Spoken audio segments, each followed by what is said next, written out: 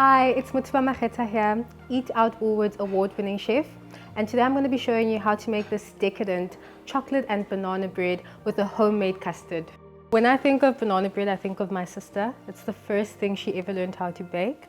It was really delicious until she would bake it almost on a weekly basis, but I really miss her banana bread actually. With the banana bread, I like to mix it by hand towards the end, just because I find if you mix it with the hand mixer, the banana almost becomes too tough because you don't want to overwork the gluten in the flour and you don't want to overwork the banana as well. With the custard, just for a little bit of nostalgia, I think it's important to add a little bit of instant custard powder.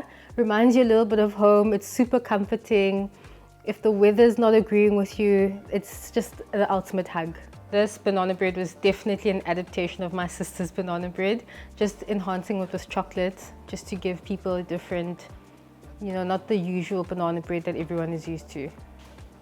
It's the creaminess of the custard and the richness of the chocolate for me, but that banana makes the bread so moist and so delicious. Oh gosh, oh wow. Okay, I'm just gonna do one last one.